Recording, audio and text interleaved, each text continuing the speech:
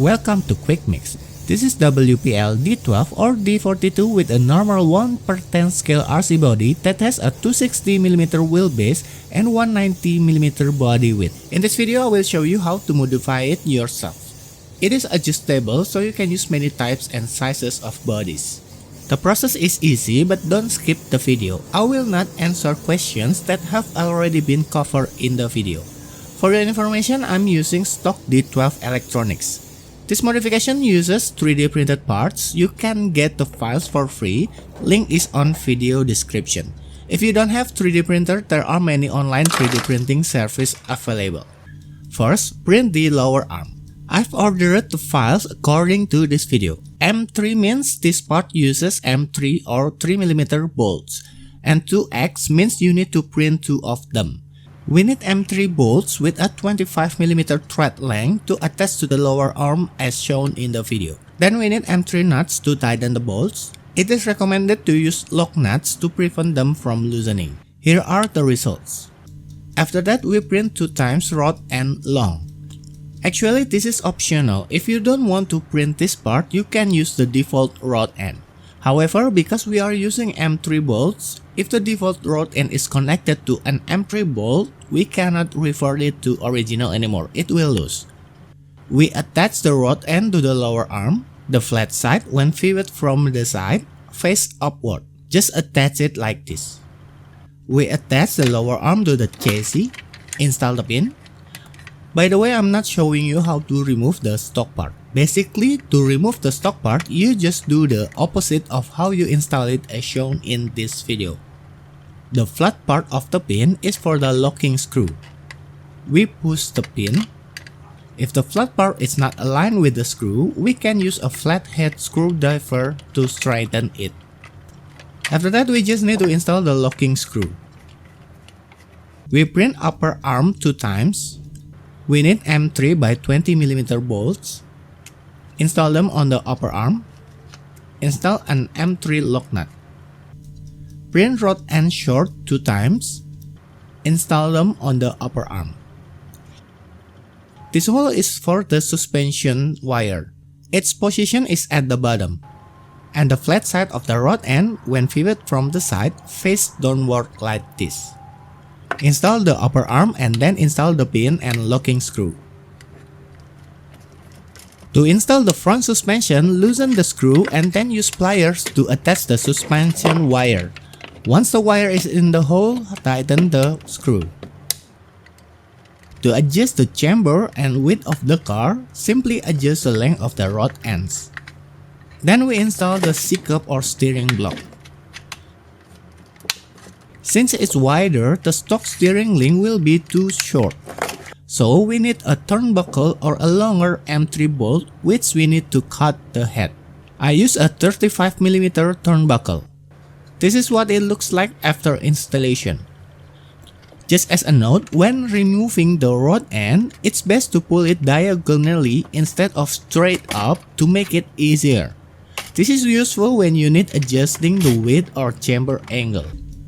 We print 2 times front hex adapter. This is to allow us to install 1/10 RC wheels with a 12mm hex. We need a 20mm M2 bolt. Install it on the steering block as a stopper. This is what it looks like after installation. The purpose of the stopper is to prevent the steering from turning too far in the opposite direction, which could cause steering lock and damage the servo. The front part is now complete. Moving on to the rear, we need print 2 times rear hex adapter. We need an M2.5 bolt with a thread length of 45mm. Install the rear hex adapter. We need an M2.5 bolt to secure it, but not like this. We cut the head of the M2.5 bolt. Maybe after cutting, the thread end becomes damaged. So we use M2.5 nut and turn it to fix the thread. Apply a blue thread locker to the hex. This is to lock the bolt, but we still can remove it if necessary. By the way, I have replaced the plastic hex with a metal one. If you are still using a plastic hex, you may not need thread locker because if you use an M2.5 bolt, it is hard enough to insert it into hex. We install the bolt and leave it overnight for the thread locker to dry. Install the rear hex adapter, install the wheel, put on the ring nut, then lock it with an M2.5 nylon lock nut. Don't tighten it, but leave the wheel still able to move a little bit. Not too tight but not too loose either. And this is why we use a lock nut, so the knot doesn't rotate even if we don't tighten it. The reason why we don't tighten the bolt too much is that if it is too tight, the wheel can wobble severely. As you can see on the right, it's pretty good, but on the left, there is a lot of wobbling at the end of the bolt. And if we lock the wheel too tightly, the wheel will vibrate a lot. But if we install it a bit loose, there will be some tolerance from the hex adapter and the car can still run fine. Next, we print the chassis extender. Then we will cut the chassis after this part. We flatten this part.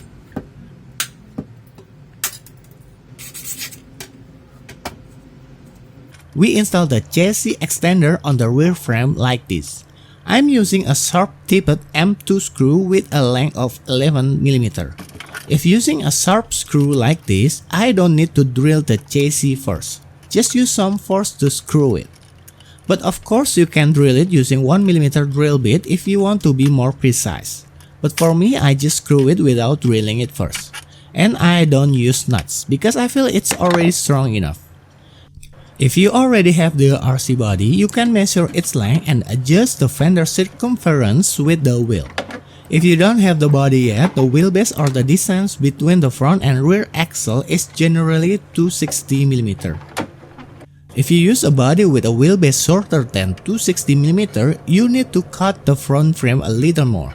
But before cutting, try to measure it first with the body length. The front part has several holes to make it easier in case you want to change the wheelbase.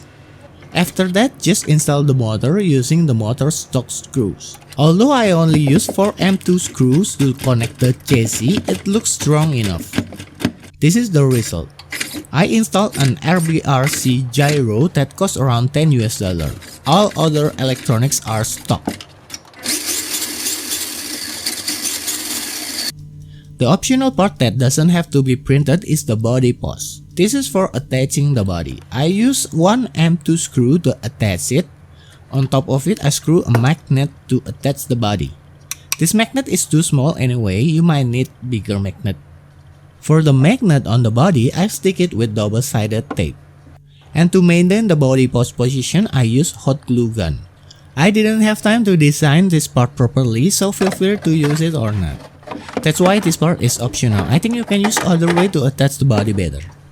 I designed the rear hex adapter so that the total width of the rear axle is 180 mm, which is the common width of 1/10 RC. With the addition of the wheel width, it becomes approximately 195 mm. Of course, it also depends on rim's offset. There are optional parts, namely rear hex narrower and wider if you need a narrower or wider option for the rear end. Of course, the length of M2.5 screws also needs to be adjusted to match the width of the rear hex adapter used. A little note, due to space limitations, some of the parts cannot be designed too thick, such as this part on the upper arm or lower arm.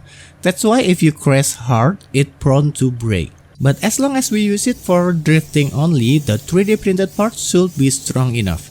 I printed them using PETG, but it should be fine if you use ABS or PLA+. After modifying it like this, is it still good for drifting? In my opinion, it actually feels better and more natural for drifting, especially for long drifts. When it was still stock, I had trouble doing long drifts with my WPL D12. Either it will spin out or it will too quick back to straight position. After make it longer and wider like this, it drifts better. But just don't expect it to compete with real RC drift car like Yokomo, Sakura, MST, etc. But for playing it at home, it should be enough and fun to drive. By the way, I'm using a gyro. The 3D printing cost should be not too expensive. I used drift rims and tires that cost around $7 US, so the cost for this modification should be less than $20 US. But if you include the body and gyro, we need to spend around $20 US more, and the total will be around $40 US. So it's up to you to decide if the upgrade is worth it or not. As usual, for those of you who have 3D printer and want to sell the final product or the printed part, feel free to do so. Just don't sell the design or the soft file as you got it for free. If anyone sells a product based on this design, I would be happy if they provide a backlink to this video or mention at Quick Mix channel.